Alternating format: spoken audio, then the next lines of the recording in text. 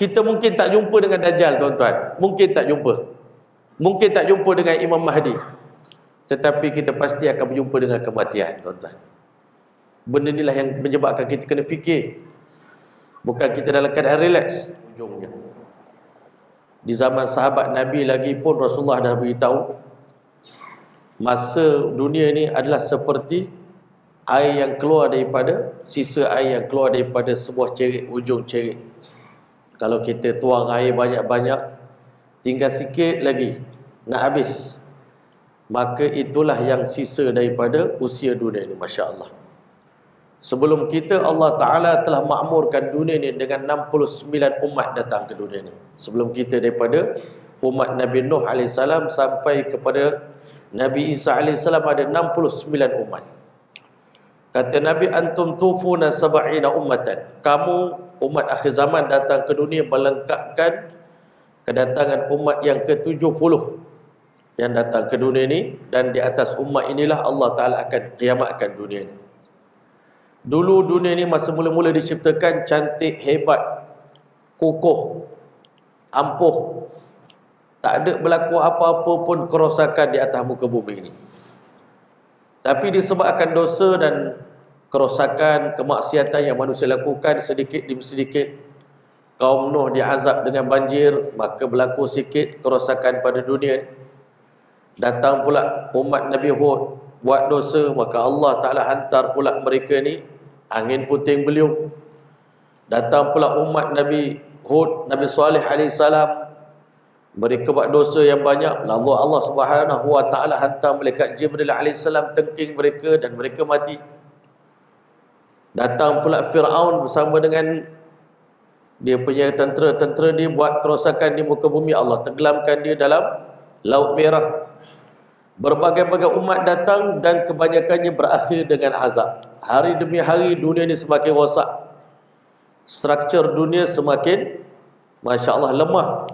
Dan kemuliaan dunia, keindahan dunia semakin terancam. Dunia yang kita sayang, orang yang tak beriman pada Allah, dia kata save the planet. Marilah sama-sama kita selamatkan dunia ini dengan cara apa? Kita kena kurangkan penggunaan plastik, dia kata. Kita kena jaga dunia ni, kurangkan pencemaran, buang sampah, asingkan sampah, sampah kering, sampah basah. Jangan banyak bakar sampah, nanti ozon semakin menipis. Masya Allah.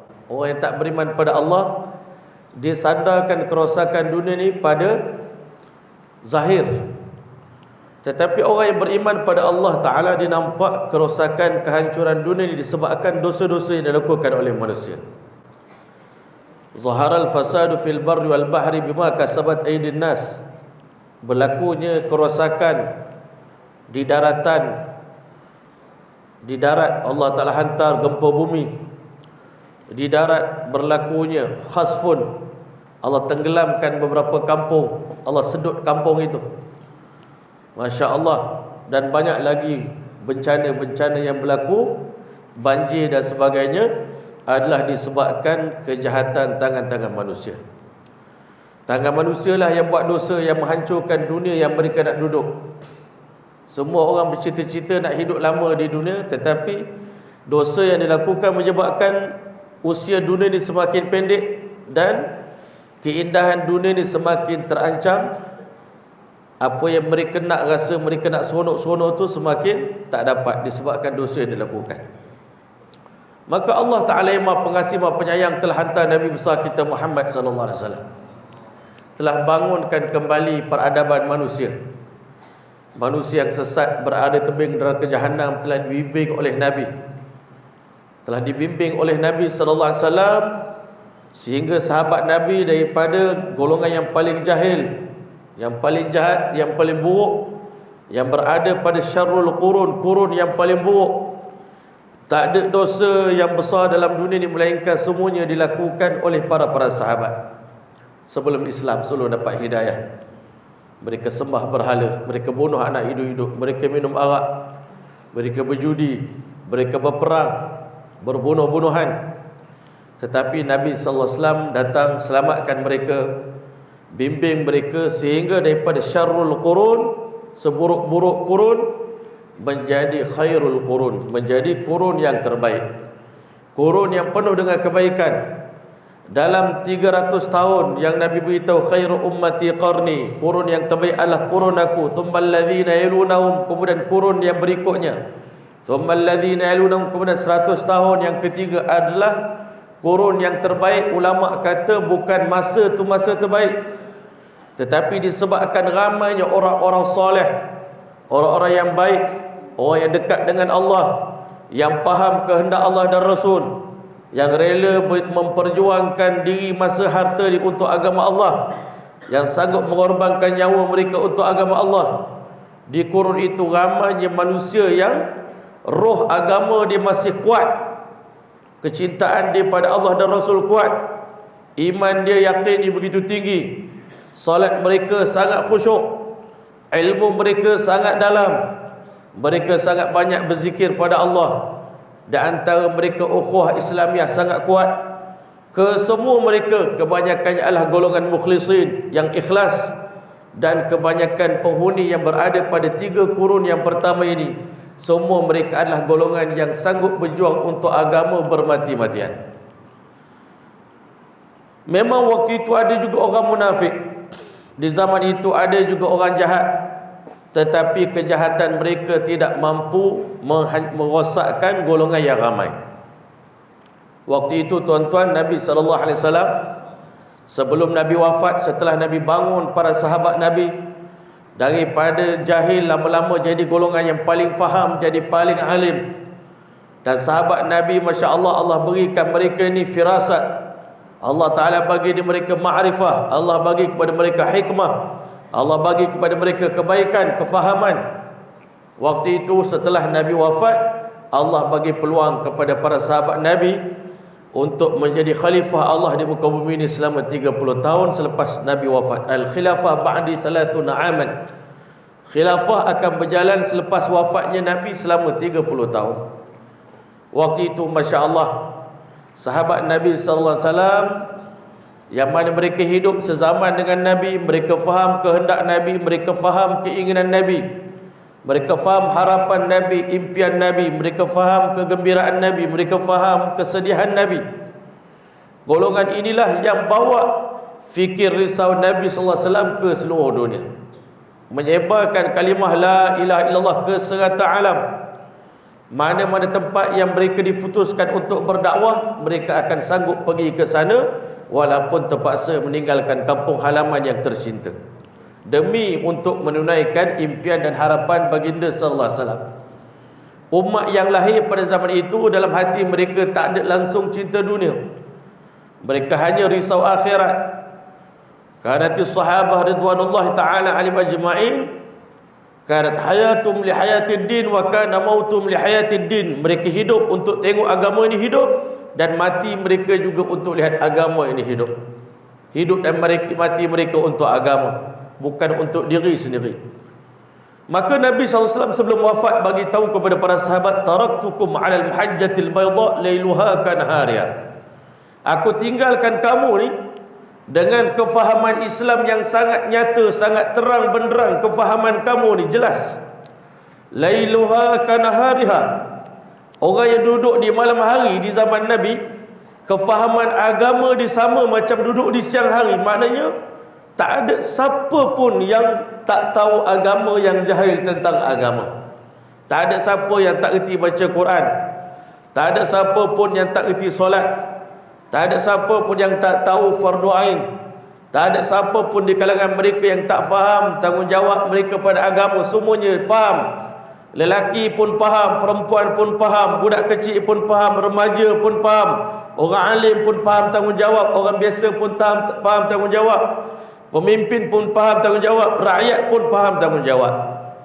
300 tahun yang pertama kehidupan para sahabat seperti berada dalam taman syurga.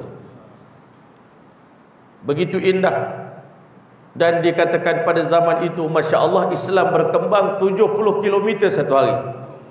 Sahabat Nabi kembangkan Islam daripada Mekah, Madinah sampai ke Jazirah Arab. Daripada Jazirah Arab, Islam berkembang sampai ke Khurasan. sampai ke Afrika, sampai ke Asia. Ada ulama kata Islam sampai ke tanah Melayu ni tahun yang ke-600 Hijriah, Masya Allah. Islam sampai ke tempat kita. Waktu itu tuan-tuan, tak ada kapal terbang, tak ada kapal laut tuan-tuan. Sahabat Nabi berjuang untuk agama Allah Subhanahu Wa Taala. Mereka belum terfitnah dengan dunia ini, Masya Allah. Hati mereka penuh dengan keikhlasan, kecintaan pada akhirat. Tetapi tiba satu zaman, kata baginda sallallahu alaihi wasallam, sebab ulama kata apa? Likulli irtifa'in tanazzul. Setiap zaman kegemilangan bagi sesuatu benda pasti akan tiba zaman kejatuhan dia. Tetapi jatuhnya orang Islam ni tuan-tuan, sangat besar kesan dia kepada dunia. Sebab apa? Orang Islam adalah guru kepada dunia. Imam Abul Hasan Ali An-Nadwi dalam kitab dia Madza khasara al-alam bin hitatil muslimin, apa ruginya dunia ni bila mana orang Islam jatuh. Seluruh dunia menanggung kerugian disebabkan kejatuhan orang Islam. Hari ini manusia rosak bukan kerana dia rosak, kerana orang Islam rosak. Bila orang Islam tak jujur, bila orang Islam tidak amanah, bila orang Islam tak takut pada Allah, bila orang Islam tak tunaikan solat, bila orang Islam tak bayar zakat, orang Islam tak tunaikan haji, bila orang Islam buat dosa dan maksiat, yang rugi bukan sekadar orang Islam, orang kafir pun rugi. Binatang pun menanggung kerugian. Bila bala datang, binatang pun tak ada rumah, habis rumah dia sarang, burung pun mati. Binatang-binatang ternakan pun rugi, mendapat kerugian disebabkan kerugian orang Islam. Tetapi ini merupakan sunnatullah. Kita tak boleh juga nak lari, sebab zaman adalah zaman kemunduran umat. Zaman kerosakan umat ini tetap akan berlaku. Satu hari satu orang sahabat bernama Huzaifah ibn Yaman radhiyallahu ta'ala datang jumpa dengan Nabi sallallahu alaihi wasallam. Dia kata, ramai di antara sahabat-sahabat banyak suka tanya benda baik-baik pada Nabi, benda positif. Tapi aku seorang ni pelik sikit, aku banyak tanya benda negatif pada Nabi. Nabi kata, tanyalah soalan baik-baik. Dia kata, saya tanya soalan tak baik ini supaya dapat jadi pedoman untuk saya. Dan ternyata soalan Huzaifah ni menjadi, orang kata, pedoman untuk kita semua.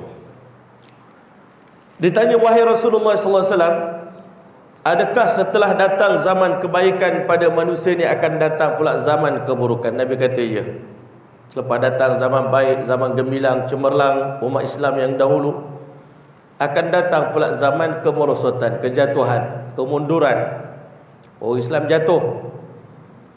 Apakah setelah datang zaman kejatuhan akan datang pula zaman ketinggian, kegemilangan kembali? Ya, Nabi kata akan datang lagi. Adakah setelah zaman gemilang datang pula zaman kejatuhan? Ya, datang lagi. Sampai hari kiamat, turun naik, turun naik, turun naik sampai kiamat.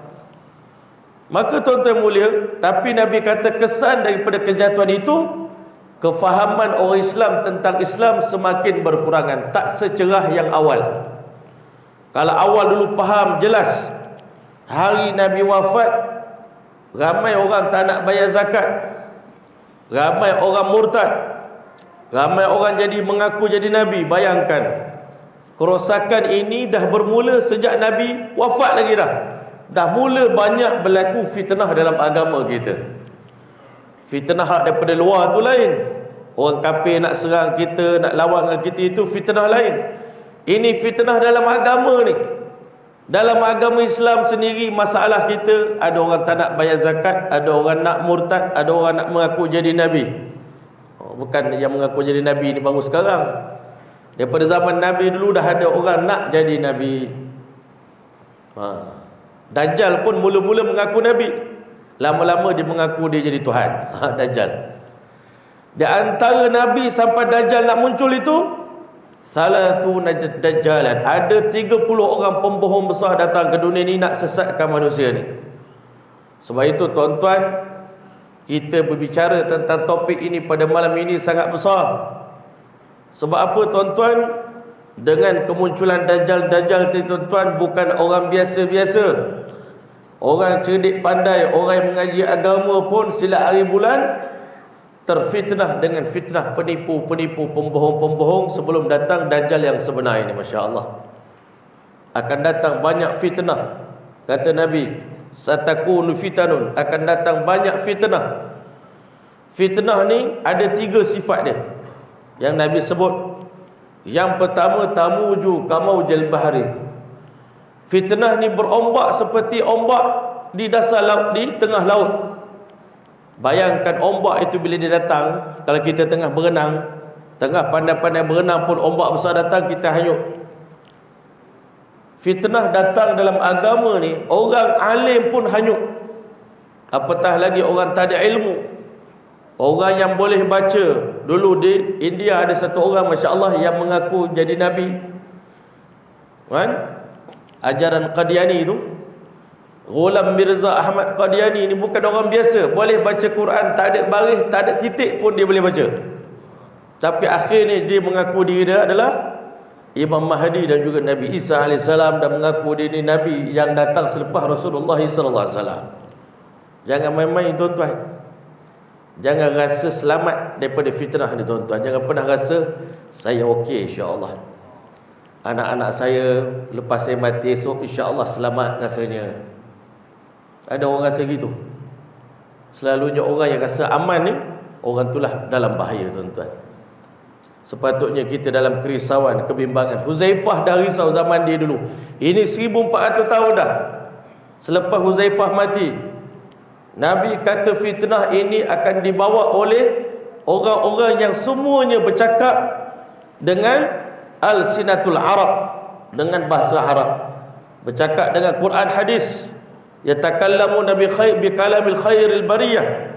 Mereka bercakap dengan kata-kata sebaik-baik manusia. Pandai bercakap. Tapi rupanya mereka adalah pembohong yang nak sesatkan manusia ni. Masya Allah. Zaman dulu ada fitnah, tapi mungkin setahun satu kali fitnah berlaku, atau mungkin 10 tahun sekali berlaku fitnah. Tapi makin dekat nak kiamat, fitnah itu datang semakin banyak, semakin banyak, semakin banyak. Satu lagi hadis Nabi gambarkan fitnah ni datang seperti jalinan tikar, rapat. Makin dekat nak kiamat, makin rapat fitnah tu tuan-tuan. Baru kita lepas satu fitnah, ingat dah selamat. Macam kita lah ni, baru lepas Covid ni, baru nak nafas tuan-tuan. Tak tahu lepas ni apa pula nak datang. Minta lindunglah pada Allah Ta'ala. Jangan ada lagi, lepas Covid ni ada lagi benda lain lebih teruk lagi. Kita pun dah 3 tahun dalam Covid ini tuan-tuan. Masya Allah, banyak benda berlaku sepanjang 3 tahun ini. Masya Allah. Ini pun salah satu daripada fitnah yang besar. Fitnah macam jalinan tikar. Sifat yang kedua bagi fitnah, fitnah akhir zaman, yang kita diminta oleh Nabi SAW berdoa, Allahumma inni a'udzubika minal fitani ma zahara minha wa ma batan. Fitnah yang nampak dengan fitnah tak nampak. Fitnah tu syubhat. Fitnah yang tak nampak tu fitnah keraguan dalam akidah kita. Orang Islam ragu pada Tuhan, ragu pada Islam, ragu pada Nabi. Ini banyak berlaku pada anak-anak muda kita. Bila jauh pada masjid, jauh pada Quran, jauh dengan orang-orang soleh, jauh dengan ulama, dia ditarik oleh syaitan. Sebab itu Nabi berpesan, alaikum bil jamaah, wajib kena berjemaah.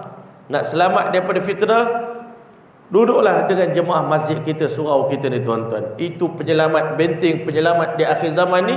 Masjid-masjid dan surau-surau inilah bahtera penyelamat tuan-tuan. Kita dah tengok bila berlaku tsunami di Aceh, siapa yang duduk dalam masjid semuanya selamat. Tapi orang yang duduk luar masjid habis. Ada yang mati, Allahu Akbar, dalam keadaan aib, pakaian pun tak ada, dah kembung. Saya bukan kata orang Aceh tak bagus, tapi saya ada pengalaman baru pergi ke Aceh. Masya Allah, kita pergi kubur masal. Waktu itu dia kata kami dah tak larat nak tanam jenazah ni, bau pun dah banyak. Ini ujian lah. Mudah-mudahan mereka semua ditempatkan di kalangan orang mati syahid. Tetapi tuan-tuan mulia, itulah bila datang ujian daripada Allah Subhanahu Wa Taala. Sebab itu fitnatus syubhat, keraguan dalam akidah, keimanan kita. Wa fitnatus syahwat, Syahwat manusia dia Masya Allah, terutama sekali syahwat khafi, syahwat yang tersembunyi. Nampak dia pakai jubah, pakai serban, tapi dalam hati dia ada syahwat yang tersembunyi, ada benda tak elok niat di hati dia. Ini fitnah akhir zaman, kan? Syahwat nafsu dia kuat, kan? Walaupun dia cakap gunakan Quran dan hadis, cakap gunakan agama, dalil dan sebagainya, tetapi Allah tengok hati dia, ke mana kiblat hati dia, nak duit ke, nak apa ke. Jadi ini semua fitnah-fitnah yang berlaku dalam agama. Sebab itu yang pertama sekali tuan-tuan, ketika mana satu orang sahabat bertanya pada Nabi, ya Rasulullah, mata taqumus sa'ah, bila kiamat nak berlaku? Nabi tak jawab soalan itu. Soalan kamu tak perlu dijawab, bila kiamat nak berlaku, kerana tak ada siapa pun tahu tentang ilmu kiamat. Ilmu nak kiamat bila adalah rahsia Allah. Kalau ada orang kata tahun 2012 kiamat, siapa boleh tentukan? Hari ini banyak orang bincang tentang akhir zaman. Minta maaf tuan-tuan, di luar sana banyak orang bincang tentang akhir zaman, dan ramai yang buat persiapan pun. Kalau ada mana-mana tok guru boleh tentu tarikh sekian-sekian berlaku kiamat, berlaku huru-hara, itu pembohong tuan-tuan. Tak ada siapa boleh meramal benda gaib. Saya suka orang cerita tentang akhir zaman ni, hadis akhir zaman, kupaslah. Salahnya jangan tentu tarikh. Bila tentu tarikh, maknanya kita lebih tahu daripada Allah dan Rasul. Nabi sendiri pun rahsiakan benda tu. Itu rahsia Allah. Aku pun tak tahu, Jibril pun tak tahu. Kalau ada mana-mana tok guru kata tahu tentang peristiwa akhir zaman, tarikh sekian nak berlaku benda ni, tarikh sekian nak berlaku benda ni, kita pun ya jugalah. Tengok gajah naik atas bukit, tengok ini nak berlaku banjir besar ni, tok guru saya cakap ni, nak berlaku huru-hara ni, nak berlaku ini. Tiba-tiba baru ni masa Haji Akbar, dia harap berlaku keluar Imam Mahdi, masa itu tak keluar. Dah kita jadi pembohong tuan-tuan, peramal. Islam tak mengajar kita peramal. Dan Islam tak suruh cari pun di mana Imam Mahdi, tak suruh cari di mana lokasi Ya'juj Ma'juj. Kita pergi kaji, tu lokasi Ya'juj Ma'juj dekat Georgia. Jom pergi sana tengok tembok Ya'juj Ma'juj. Saya dengar Imam Mahdi ada dekat tengah laut, mungkin dekat Bermuda Triangle. Saya nak pergi carilah dia. Bukan Imam Mahdi, Dajjal lah. Imam Mahdi ada dekat Khurasan, nak pergi cari. Islam bukan mengajar kita benda gitu tuan-tuan, kan? Ini ramalan-ramalan. Ini harga barang nak naik ni, banyak orang kelang kabut. Kita pun kena buat apa? Kita kena simpan itu, simpan ini, simpan itu, simpan ini. Tuan-tuan, nak menyimpan apa pun, kalau tak dipersiapkan kekuatan iman nombor satu, datang benda-benda ujian ini, ada benda di tangan kita pun, kita akan tinggalkan Islam. Sebab tu hati-hati.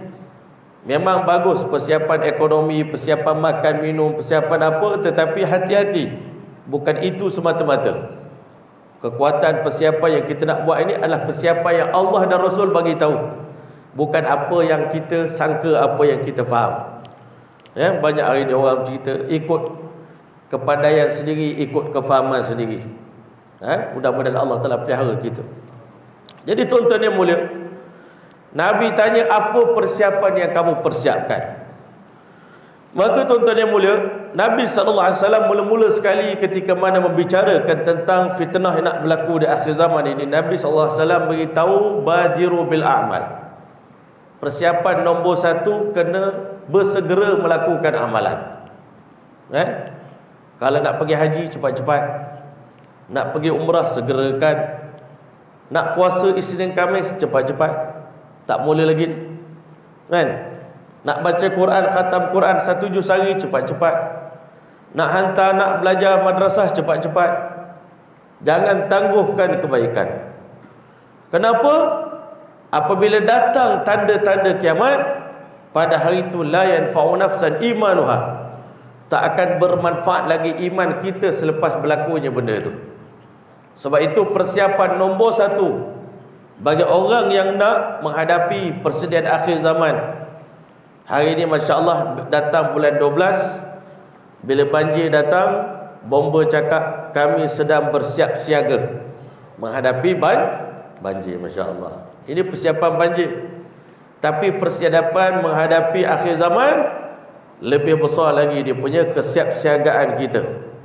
Setiap orang beriman kena mempersiapkan diri dia, anak dia, isteri dia, kawan-kawan dia, keluarga dia, masyarakat dia, penduduk kampung dia. Dan persiapan bukan seorang-seorang, persiapan kena buat beramai-ramai. Persiapan nombor 1, tuan-tuan yang mulia, bersegera melakukan amal soleh dan kena berjemaah beramai-ramai. Tak boleh tinggalkan berjemaah. Nak selamat di akhir zaman kena berjemaah. Bahkan pesan Nabi, talzamu jama'atal muslimin wa imamahum.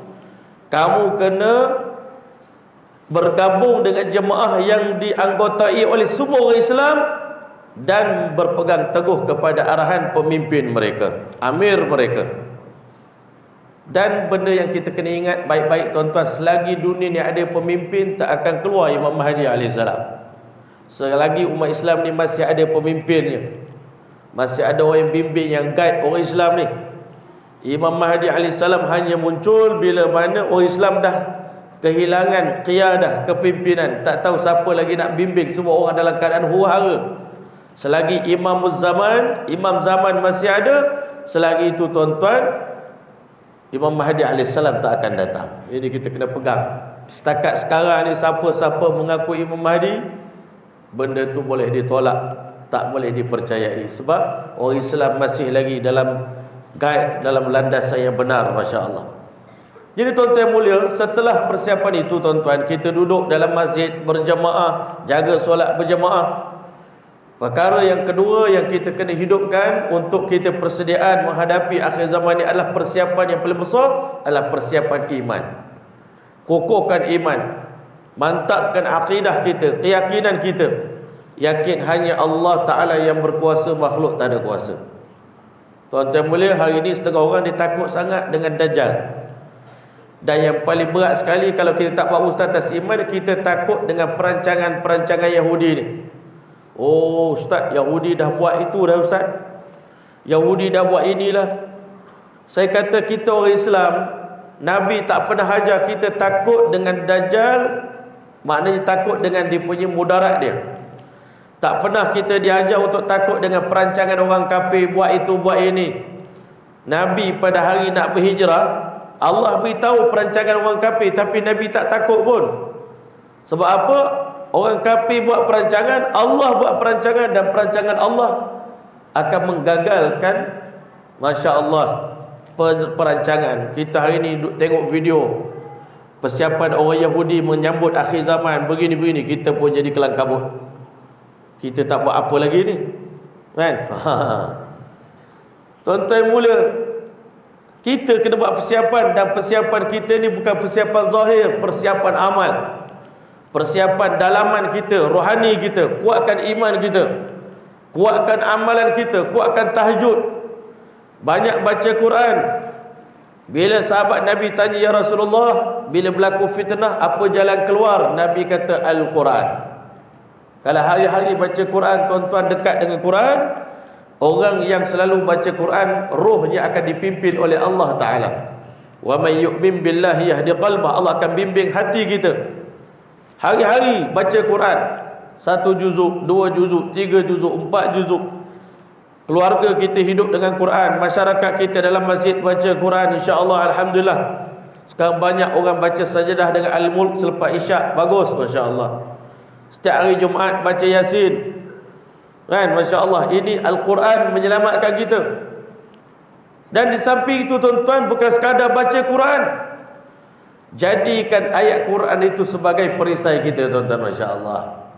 Kan? Lepas itu kita ada macam maksurat, macam manzil, macam ayat-ayat hirzi, istighasah, doa-doa dalam Quran dan hadis untuk kita protect diri kita pagi dan petang baca. Tambahan pula, setiap sebelum tidur kita disunatkan baca 10 ayat surah Kahfi, masya-Allah. Pengalaman saya, kadang-kadang orang minta jampi-jampi sikit-sikit lah, tuan-tuan. Kita ni tak reti. Tapi kalau berat-berat sangat tuan-tuan, baca surah Kahfi je, pegang orang tu, dia keluar angin dia. Kan. Rupanya surah Kahfi ni Allah bagi kekuatan. Kalau Dajjal pun Masya Allah tak boleh kuasai kita bila kita baca surah Kahfi, maka lain pada Dajjal yang rendah-rendah lagi, sudah tentu kalah dengan surah Kahfi. Ya, baca je surah Kahfi, pegang belakang, insya-Allah taala keluarlah benda-benda tak elok pada badan orang tu, insya-Allah dengan izin Allah taala. Surah Kahfi ni banyak kelebihan. Dan di samping itu tadabburlah surah Kahfi. Tadabbur surah Kahfi ni menyelamatkan kita. Sebab itu Nabi bukan sekadar suruh kita baca surah Kahfi di akhir zaman, tetapi tuan-tuan boleh mentadabbur surah Kahfi. Dan bila ulama buat kajian dalam surah Kahfi, ada beberapa fitnah yang Allah ceritakan kepada kita, dan penyelesaian bagi fitnah itu pun diceritakan dalam surah Kahfi. Nanti di akhir zaman, fitnah yang pertama tuan-tuan untuk anak-anak muda ni adalah fitnah dari segi akidah. Banyak ajaran-ajaran sesat akan datang nak sesatkan kita.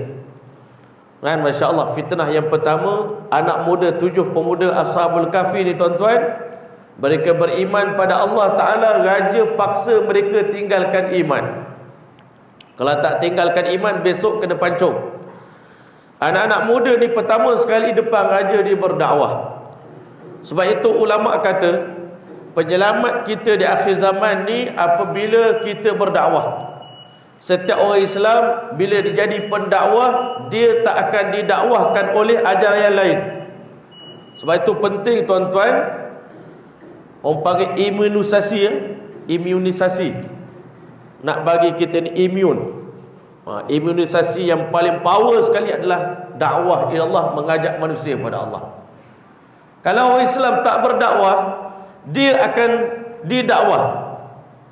Kita hari ni takut bila kita tengok orang Kristian datang masuk kampung kita, edar risalah-risalah pada remaja-remaja kita. Takut tak tuan-tuan?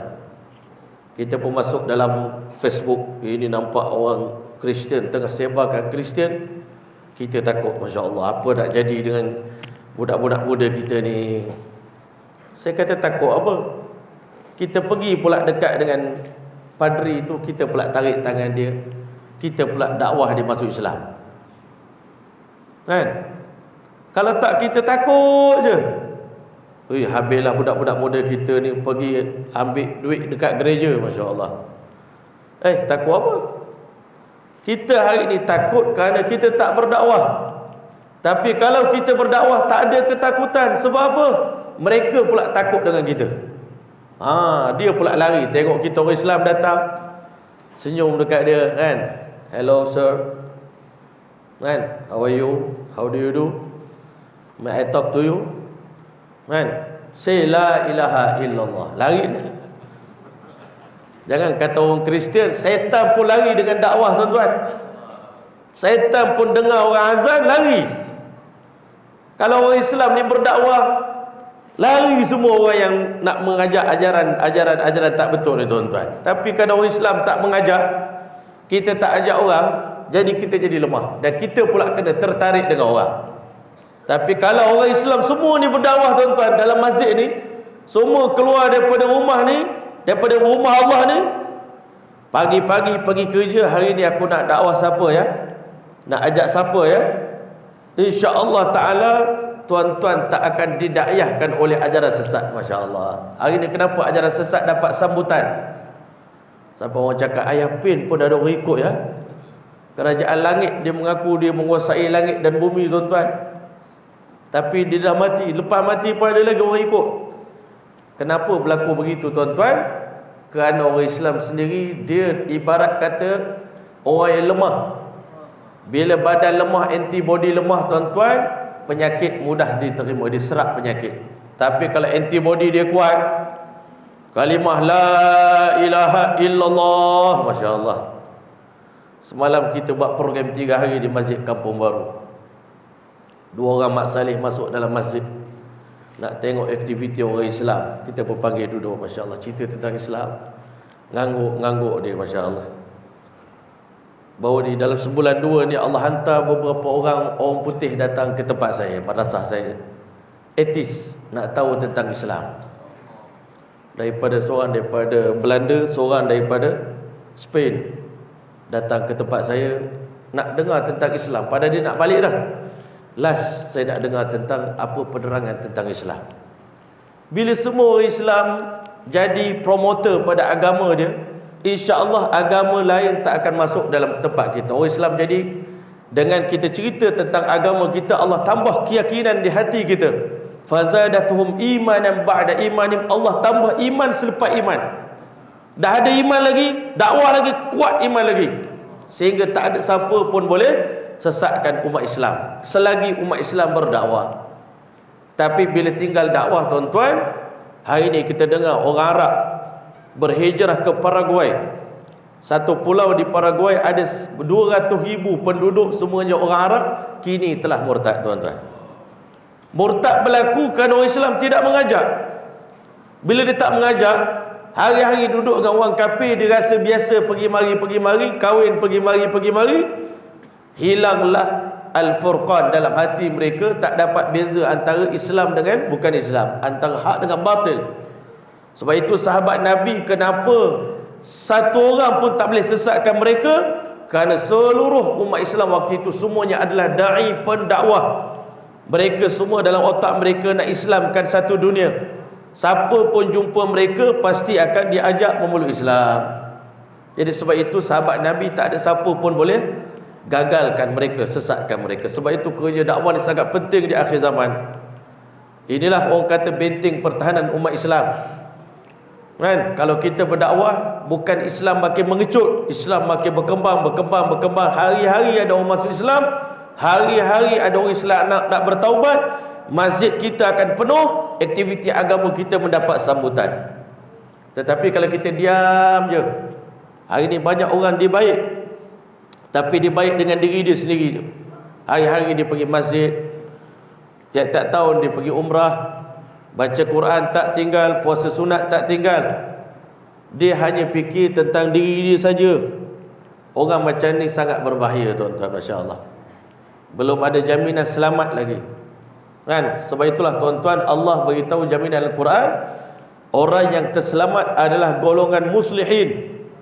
Golongan yang dia sendiri usaha baiki diri dia, dalam masa yang sama dia fikir nak memperbaiki seluruh masyarakat, seluruh umat, seluruh bandar KL ni. Dalam fikir kita macam mana nak memperbaiki benda ni, tuan-tuan. Sama-sama bekerja, sama-sama bergerak, sama-sama berusaha. Jalankan, masya-Allah. Malam semalam kita buat street dakwah, masya-Allah.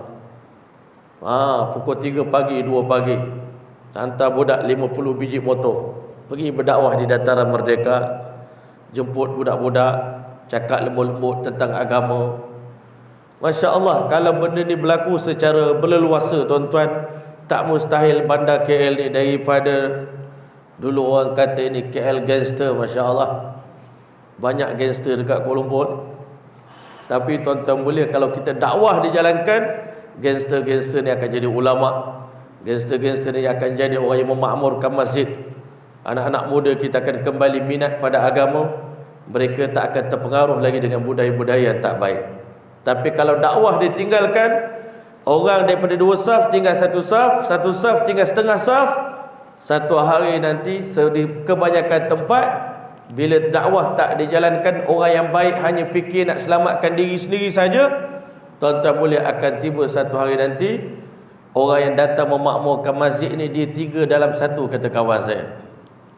3 dalam 1 maknanya dia azan, dia iqamat, dia imam. Lepas tu bila dia mati, habis agama Islam. Di Argentina, tuan-tuan, sahabat kami pergi berdakwah di sana. Dia orang pergi ziarah satu keluarga, katanya keluarga ni dulu keluarga Islam, sekarang dah Kristian.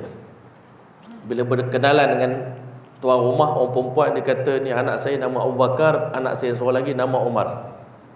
Ayah saya dulu orang alim, dan dialah pemandi jenazah terakhir di bumi Argentina untuk orang Islam.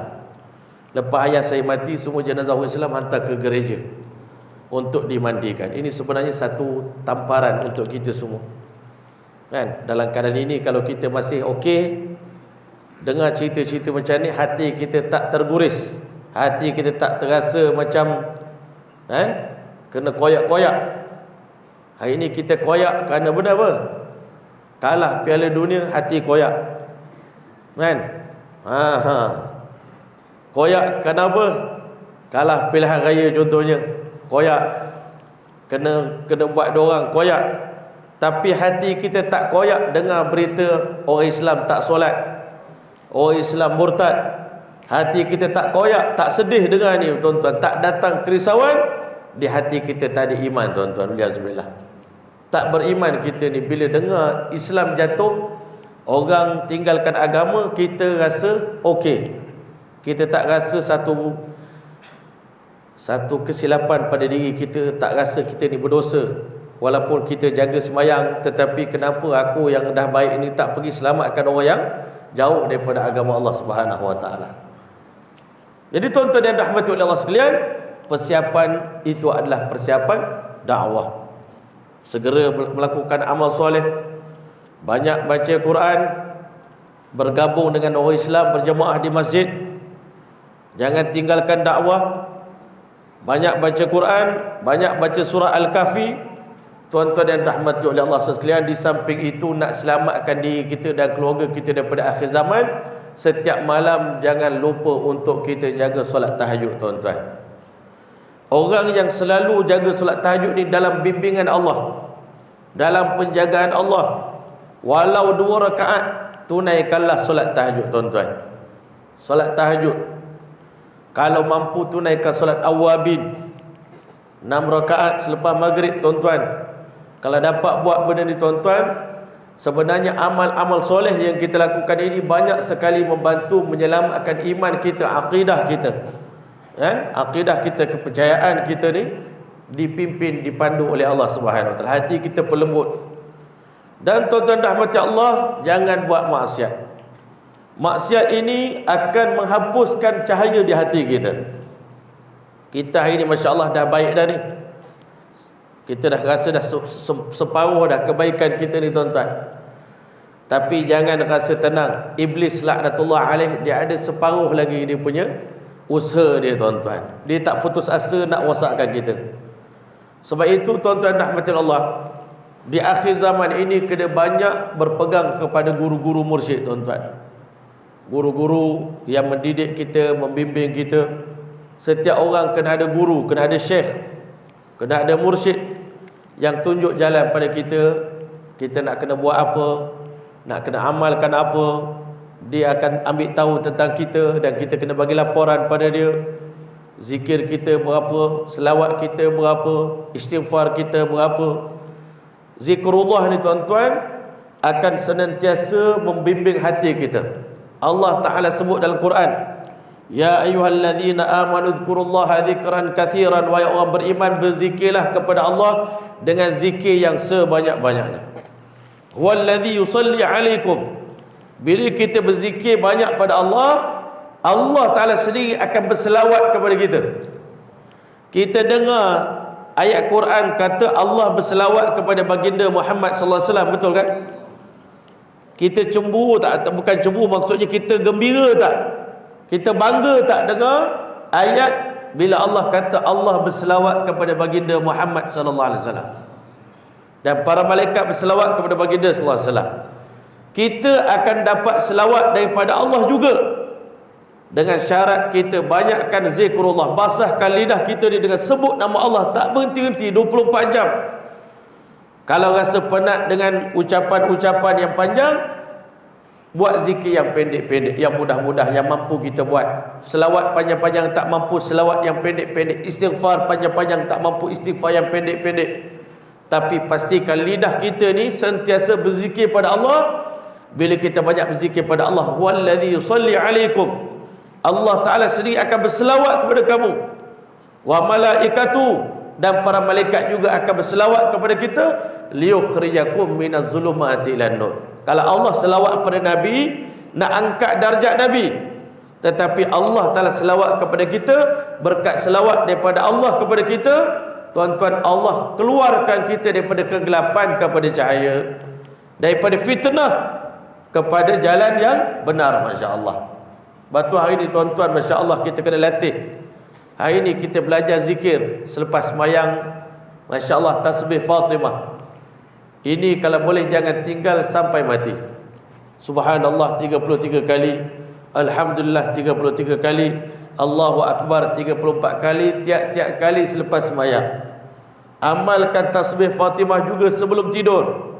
Sebelum tidur zikir Fatimah. Zikir-zikir ni. Dan hebatnya Nabi kita ni tuan-tuan, Allah hantar Nabi ni untuk bimbing kita cara beriman. Allah hantar Nabi bimbing kita cara beramal.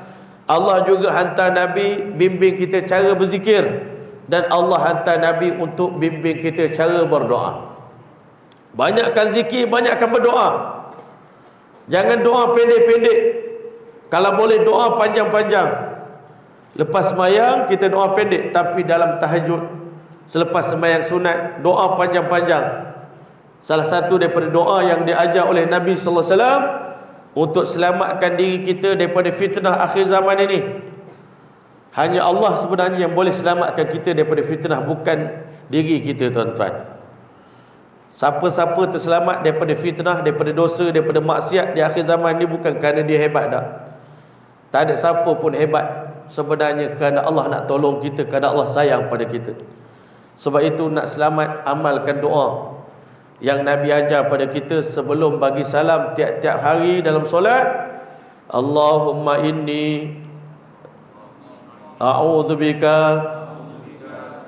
min azabil qabri wa min fitnatin nar wa min azabi jahannam wa min fitnatil mahya wal mamat wa a'udzubika min fitnatil masihid dajjal. Kita minta perlindungan pada Allah Ta'ala daripada azab kubur, daripada azab neraka jahanam, daripada fitnah kehidupan dan kematian. Masih hidup pun banyak orang kena fitnah, ujian dengan harta, ujian dengan kehidupan, tertipu dengan diri sendiri, tertipu dengan ilmu dia, tertipu dengan amalan dia, tertipu dengan diri dia sendiri. Ada orang masa mati difitnah oleh Allah Ta'ala, diuji oleh Allah. Masa mati itu dia tak mengucap kalimah la ilaha illallah, mengucap kalimah selain daripada kalimah yang mulia. Masya Allah. Takut. Dalam kubur pun ada ujian lagi, fitnah kubur pun ada. Allah Ta'ala, Nabi ajar kita minta lindung daripada fitnah kubur. Dan yang paling besar sekali, minta perlindungan daripada fitnah Dajjal. Tuan-tuan mulia, tetapi pada Nabi sallallahu alaihi wasallam, satu hari sahabat Nabi bermuzakarah tentang fitnah Dajjal. Takut ni cerita Dajjal. Kita pun takut, sahabat Nabi pun lagi takut.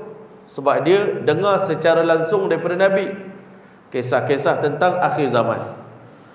Tetapi tuan-tuan, bila sahabat Nabi bercerita-cerita, Nabi pun keluar daripada bilik dia, tengok sahabat Nabi tengah muka tengah serius. Jadi Nabi SAW tanya, kau ni cerita apa?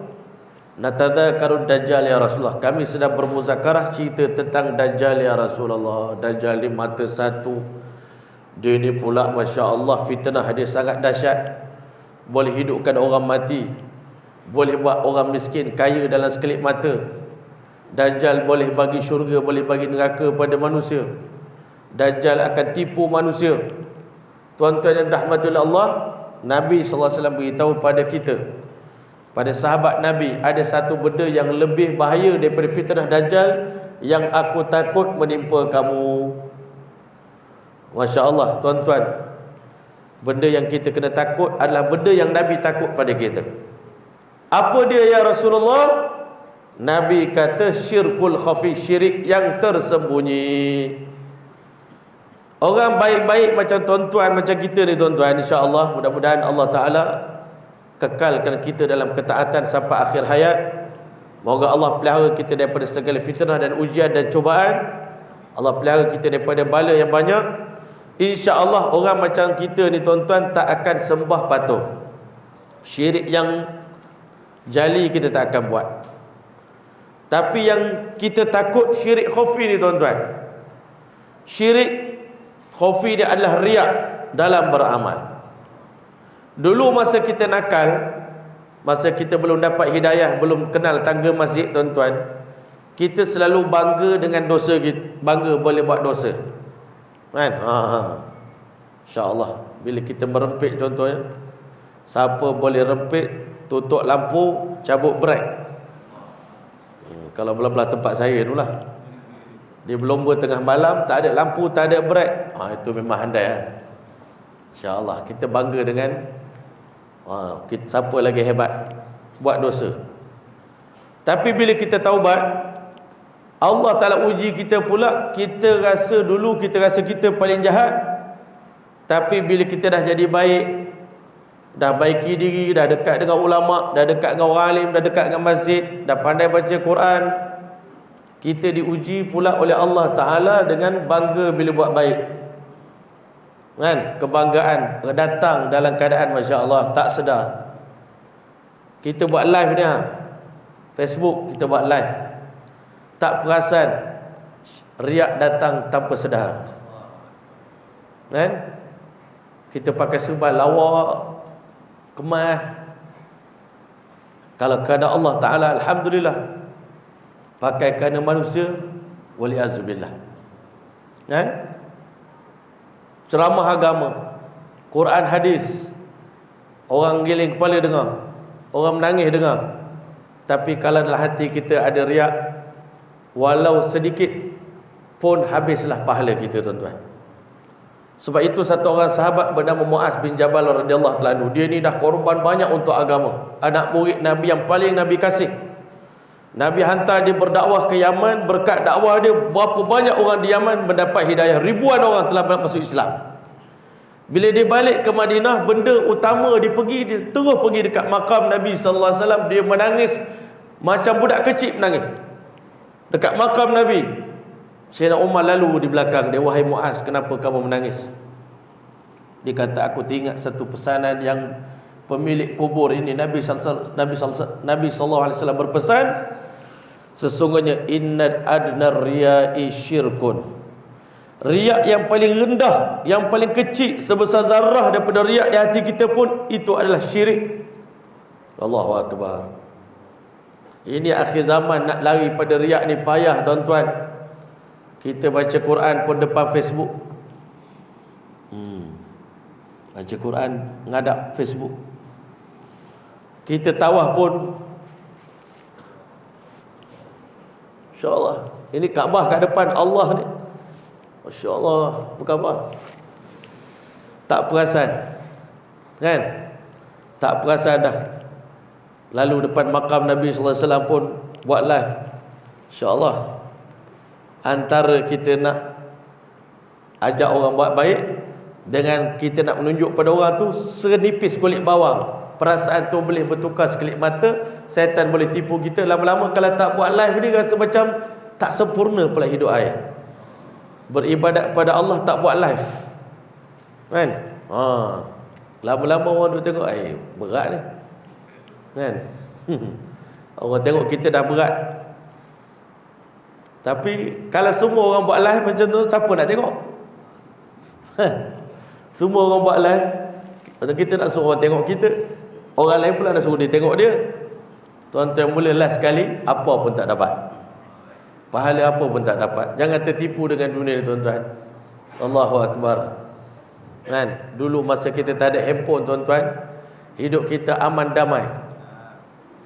Kami hari tu pergi hutan di Pahang, tuan-tuan. Masuk hutan 3 hari, lain tak ada. Malam boleh tidur awal, tidur malam 3 kali bangun. Pukul 1, tengok jam baru pukul 1.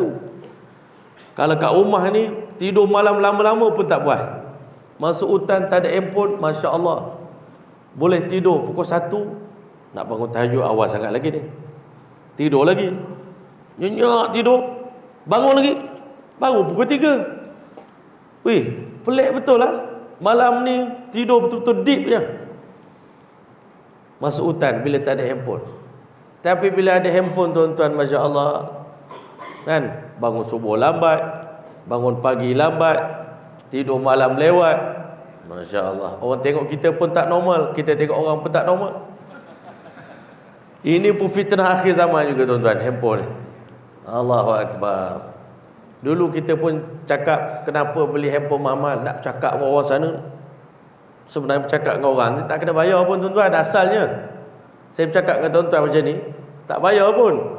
Tapi sekarang ni kerana kita ni communicate dengan orang di luar yang kita tak kenal pun. Entah siapa-siapa je follower kita tu. Kita je rasa orang follow kita, sebenarnya tak follow pun. Kita rasa je orang follow kita. Kan? Cuma orang tahulah perkembangan kita. Orang Maulana sekarang dekat Mekah tu je. Tak tahu pun, dia tak ikut pun kita. Kita je rasa, terasa. Zaman dulu orang follow mana-mana orang alim ni, dia betul-betul pegang tangan, berbaiat, minta nasihat, kan? Perkembangan, kan? Dengar nasihat kita diamalkan. Sekarang ni mana ada orang amal pun. Kita je rasa macam ramai yang bagus berdakwah pakai Facebook ni, kan? Dia punya, orang panggil dia punya coverage dia tu besar. Sebenarnya tak ada pun tuan-tuan. Itu sebenarnya juga fitnah akhir zaman juga handphone ni tuan-tuan, masya-Allah. Kan? Sampai tengah khutbah pun kita duk main handphone lagi. Ada orang dia kata tak apa, saya ni nak catat apa yang imam khatib bacakan tu. Itu pun fitnah juga. Sebab tengah khutbah tak boleh gerak tangan, tak boleh main buat apa selain daripada aktiviti mendengar khutbah tuan-tuan. Penting dengar khutbah ni tuan-tuan. Ini wasiat yang kita kena amalkan setiap masa dan keadaan. Jadi tuan-tuan boleh ni hari ni masya-Allah akhir zaman. Kalau sahabat Nabi datang hidup pada zaman sekarang ni, zaman sahabat Nabi dulu pun dia kata semasa kami hidup ni, Anas bin Malik ni dia antara sahabat yang panjang umur. Dia kata zaman aku hidup ni pun aku tengok yang sama dengan Nabi tinggal azan dengan qomat je dah. Yang lain semua dah berubah, lain semua dah, orang Islam dah tak macam dulu dah. Berubah sangat dah orang Islam ni. Apa yang mengubah orang Islam jadi lain daripada sahabat Nabi? Dua kata Nabi sallallahu alaihi wasallam. Yang pertama, hubbud dunia, cinta dunia telah masuklah hati kita. Cinta dunia melampau tuan-tuan. Kan? Cinta dunia melampau-lampau sangat. Sampai dalam hati kita ni dah tak ada rindu pada syurga tuan-tuan. Rindu pada akhirat, kebimbangan akhirat tak ada. Cuba tanya pada kita semua sekarang ni, kita risau tentang telur kan? Telur tak ada, Allahu Akbar. Tapi risau tak tuan-tuan di hari kiamat, di padang mahsyar, apa berlaku pada diri kita? Sahabat Nabi tak tidur malam, Abdullah bin Rawahah radhiyallahu ta'ala menangis tengah malam teresak-esak dalam tahajud. Sampai bini dia pun terjaga, pergi dekat suami dia, duduk tumpang doa dengan suami dia tengah menangis teruk sangat. Habis berdoa, masya-Allah tuan-tuan mulia, suami tanya pada isteri, adinda menangis kenapa? Adinda menangis kerana kesian tengok kekanda menangis. Kekanda menangis kerana apa? Kalau kita ni hari ni kekanda menangis sebab semalam masya-Allah saham jatuh. Kan? Kita menangis kenapa? Saham jatuh. Kan? Bendera, kita berniaga kena tipu dengan orang. Nangis kita tuan-tuan. Tapi tak salah lah kalau menangis berdoa tu, tak salah. Tapi sahabat Nabi menangis, kekanda menangis kenapa? Kekanda teringat saat kekanda diperintahkan oleh malaikat meletakkan kaki di atas titian siratal mustaqim. Sekarang berjalanlah kamu. Kekanda tak tahu di saat itu apakah kaki kekanda selamat menyeberangi titian siratal mustaqim atau kekanda jatuh dalam api neraka. Ketakutan sahabat pada benda gini tuan-tuan. Sayyidina Uthman pergi kubur menangis sampai basah janggut. Kita hari ni pergi kubur relax, bersembang gelak ketawa di kubur tuan-tuan. Kubur bukan tempat gelak ketawa, kubur tempat menginsafkan manusia. Nabi suruh kita ziarah kubur. Salah satu daripada amalan yang kita kena buat di akhir zaman, banyak ziarah kubur. Tapi bukan ziarah kubur jadi kuburion pula tuan-tuan. Bukan begitu. Ziarah kubur ini untuk mengingatkan akhirat. Hati kita keras kerana cinta dunia ni tuan-tuan. Kenapa?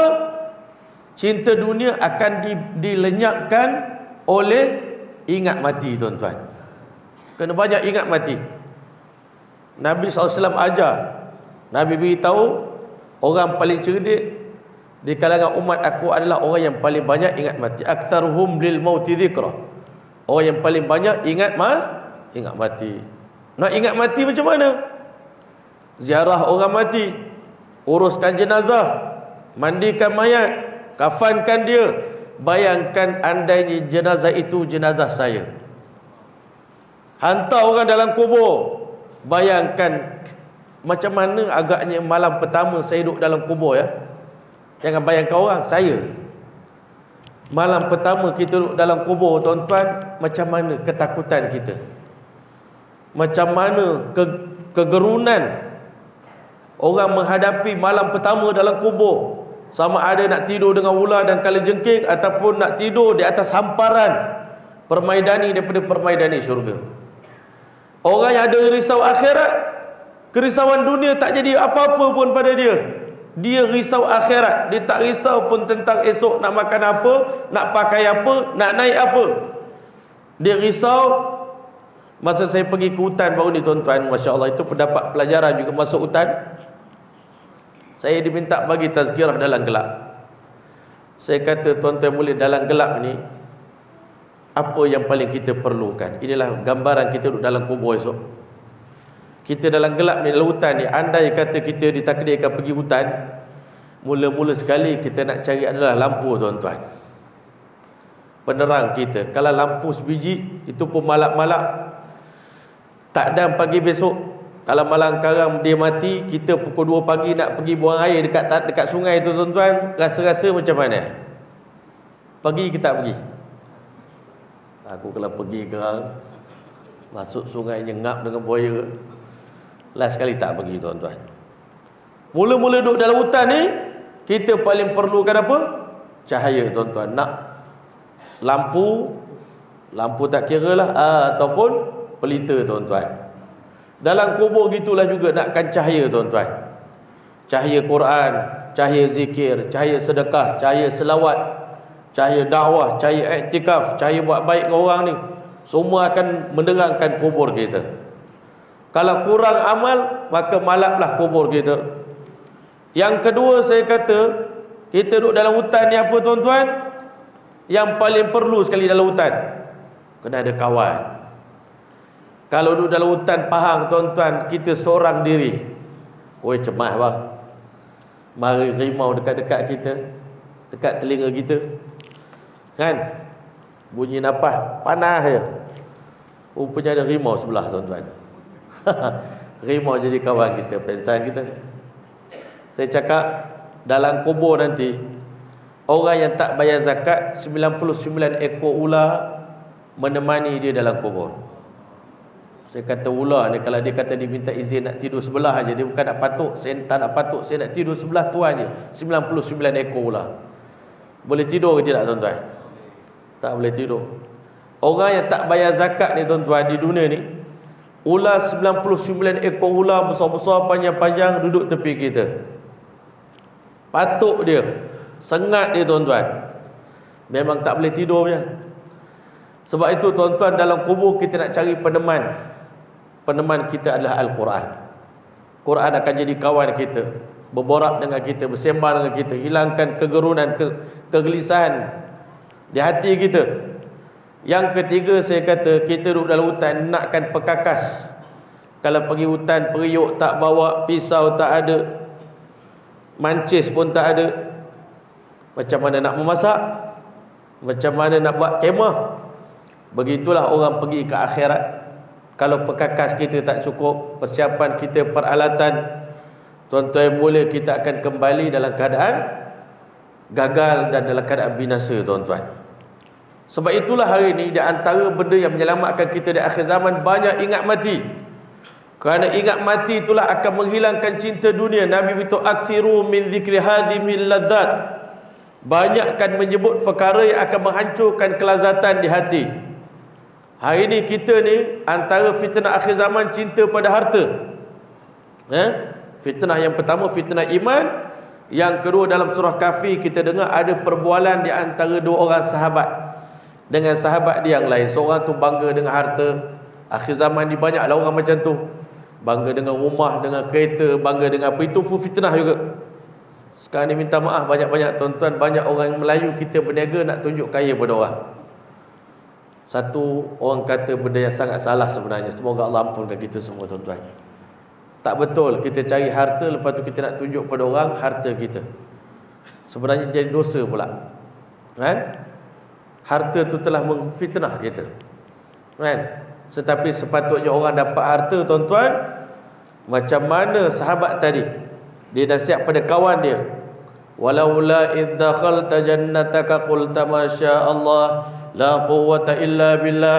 Kenapa tiap-tiap kali engkau masuk kebun, ada kebun tak salah, tapi masalahnya bangga dengan kebun. Sepatutnya masuk kebun baca doa masuk kebun. Tuan-tuan hafal doa masuk kebun tuan-tuan? Siapa ada kebun? Angkat tangan. Orang kampung ada kebun. Apa doa masuk kebun?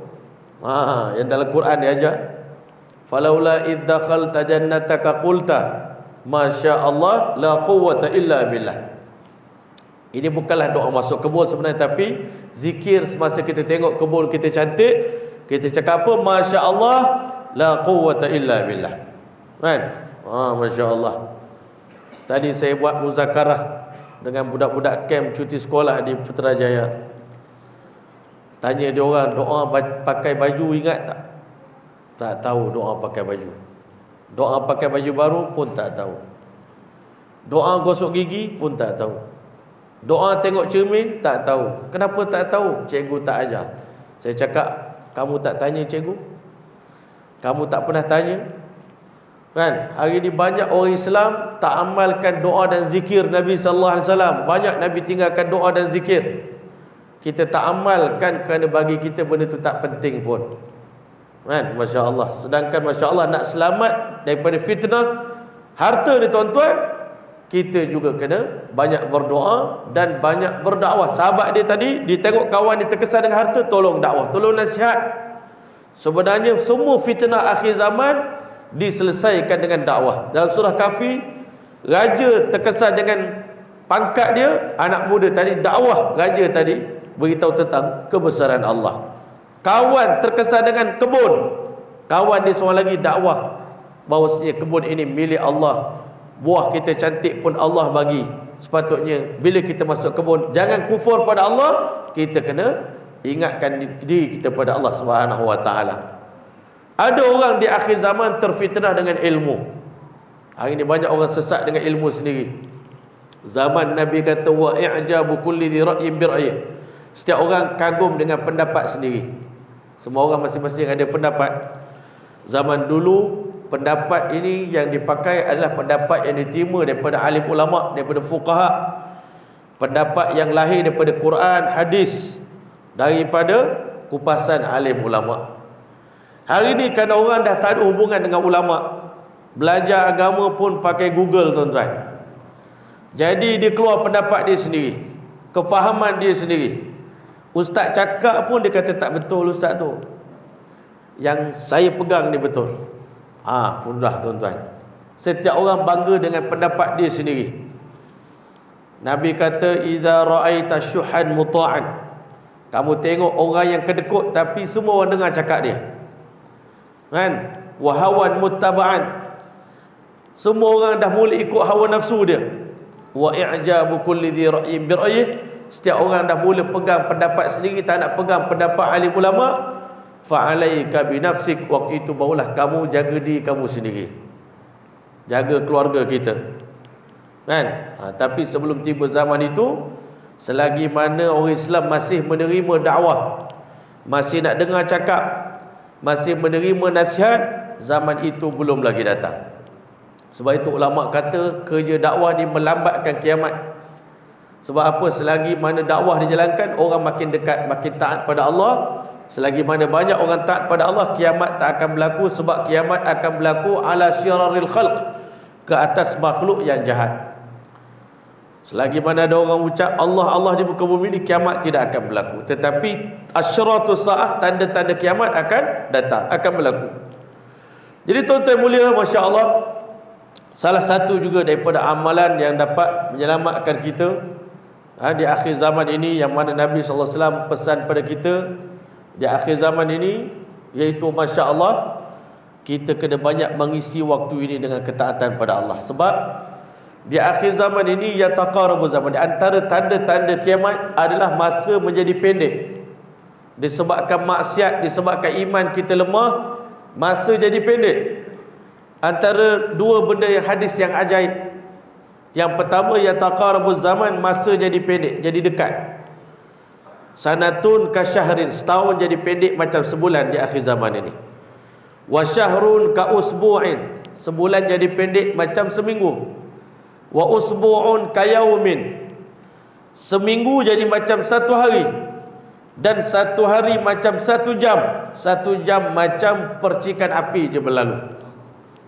Tahun 2022 dah hampir melabuhkan tirainya, Masya Allah. Tuan-tuan rasa banyak ke kerja besar buat dalam 2022 ni tuan-tuan? Kalau dulu setahun tu banyak kerja-kerja besar kita buat, benda-benda hebat yang bermanfaat untuk diri kita banyak kita buat. Tapi ni tahun masa PKP lagi teruk tuan-tuan, 3 tahun. Masa begitu, ya Allahu Akbar, pendek sangat masa. Baru je Ramadan, dah nak Ramadan pula dah kita ni. Tuan-tuan mulia, nak puasa pula dah ni, tak lama ni. Masa pendek. Sebab apa masa pendek? Ulama kata dah kurang berkat dia. Berkat masa dah kurang. Dulu saya teringat Imam An-Nawawi rahimahullah ta'ala meninggal dunia umur 30-an gitu je lah umur dia, sangat muda. Tapi dalam tempoh 30 tahun, Imam Nawawi telah karang kitab yang ulama nak baca, buku dia pun tak habis baca. Semua hidup baca kitab Al-Majmu', Mutalaah 23 jilid ni tuan-tuan. Allahu Akbar, tak habis baca. Berkat ulama kata Imam Nawawi ni adalah ulama yang paling barakah. Antaranya, kalau kita pergi setiap rumah, setiap masjid, dalam perpustakaan, dalam lemari mesti ada kitab Imam Nawawi Matan Arba'in Hadis 40. Hampir setiap rumah dan masjid adalah kitab Riyadhus Salihin karangan Imam Nawawi.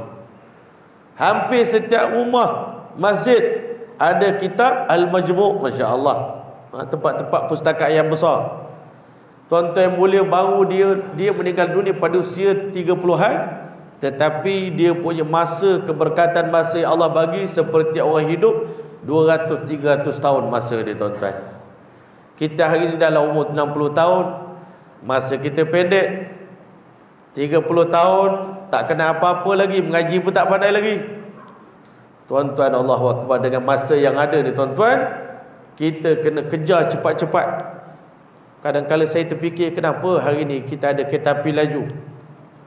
Kan hari ni lagi laju kereta api lagi bagus.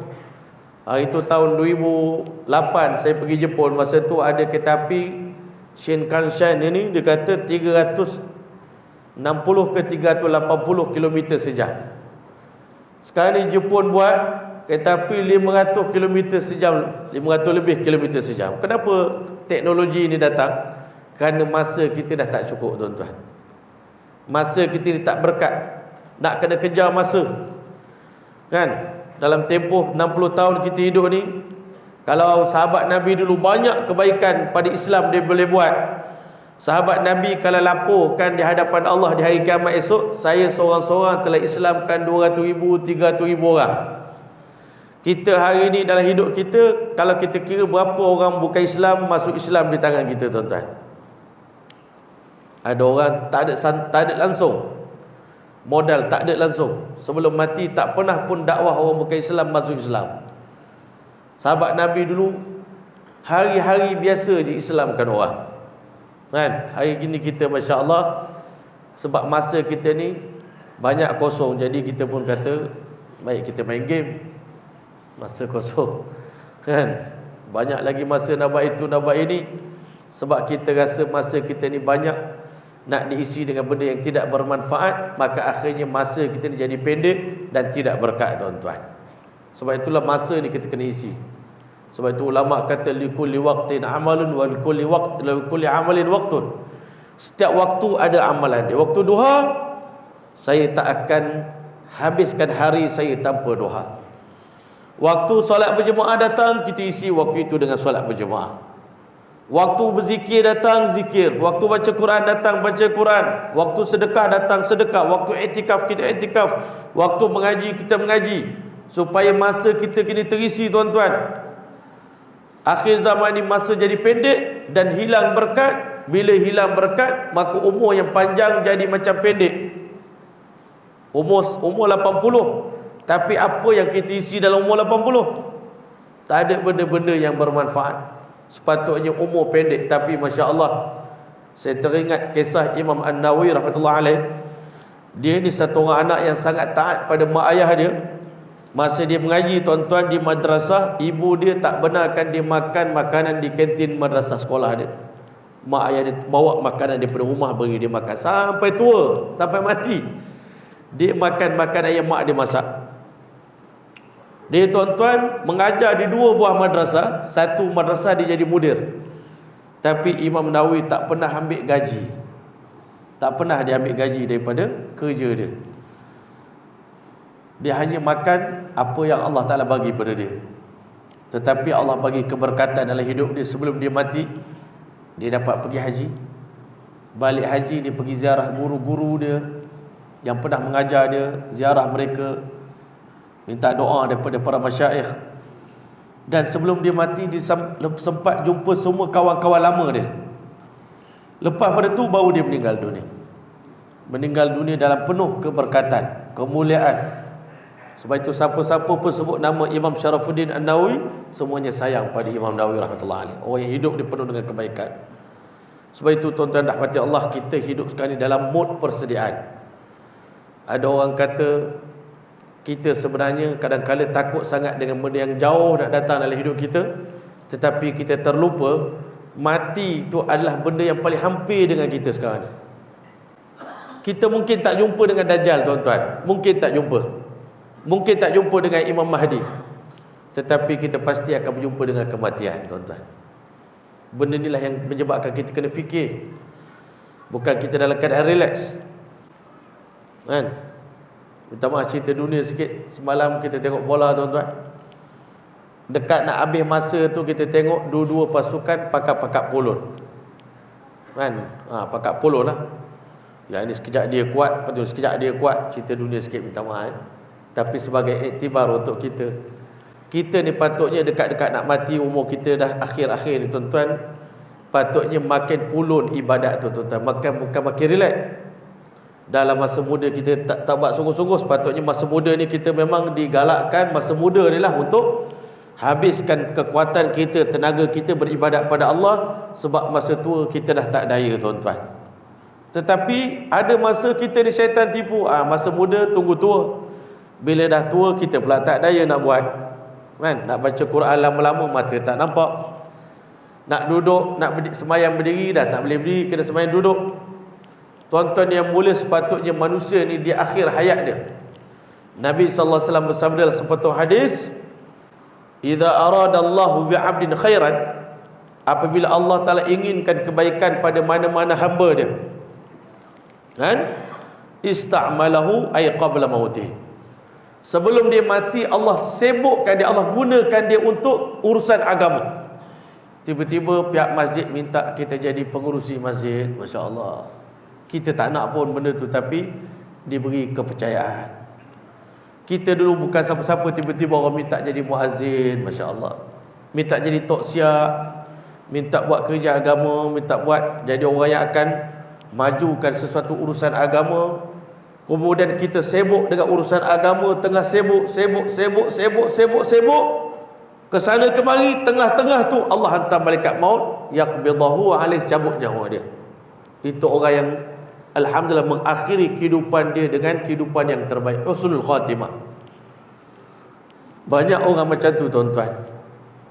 Kita tak tahu, kita tengok awal hidup dia biasa, tapi dekat dia nak mati, Allah bagi dia sibuk, kesibukan yang luar biasa pada agama. Rupanya Allah Ta'ala nak tinggikan darjat dia sebelum mati, dan dia mati dalam keadaan disibuk dengan urusan agama. Masya Allah, mati dengan husnul khatimah. Tuan-tuan boleh, Masya Allah. Dah 9.20, saya nak tutup, Masya Allah, cerita ni, Masya Allah, kan? Memang kita kena bersedia untuk untuk akhir zaman, tetapi jangan ketakutan itu menyebabkan kita jadi takut, hilang harapan pada Allah, dan jangan sampai kita putus asa daripada rahmat Allah Ta'ala. Takut dengan Dajjal memang kena takut, tapi jangan sampai putus asa. Kan? Allah boleh selamatkan kita bila kita buat apa yang Nabi suruh. InsyaAllah kita semua akan selamat, asalkan kita berpegang teguh dengan Quran, dengan sunnah, berpegang teguh dengan agama, berpegang teguh dengan Quran, duduk dalam masjid. Tuan-tuan mulia, ada beberapa kisah yang menarik yang kita boleh kongsi tentang kematian yang terbaik, yang terindah, masya-Allah. Di akhir zaman ni, bukan yang lama-lama dulu, yang baru-baru ni. Yang terbaru ni tuan-tuan, ada seorang sahabat kita, seorang ustaz, dia share tentang kematian mak dia dalam dia punya media sosial dia lah. Share benda baik tak apa. Mak dia dah 6 tahun tak pergi umrah. Tiba-tiba masya-Allah hari tu dia tolak mak dia. Mungkin tuan-tuan kenal ustaz kan? Dia tolak mak dia pergi sana, pergi masuk Raudah, pergi masuk Baqi', pergi masuk apa tuan-tuan. Habis semua kerja-kerja umrah, dalam keadaan dia masih lagi berpeluk-peluk dengan anak dia, tiba-tiba meninggal, masya-Allah, dan ditanam di kuburan Baqi'. Saya cakap dengan kawan-kawan kita ni, ustaz, pergi umrah 3 bulan sekali, 2 bulan sekali. Tapi yalah, kita risau juga tentang diri kita ni, di mana Allah nak ambil nyawa kita, masya-Allah. Kalau sahabat Nabi, dia tak peduli nak mati di mana pun tak apa, sebab dia masya-Allah iman dah sempurna. Haitsuma, apa dia kata apa?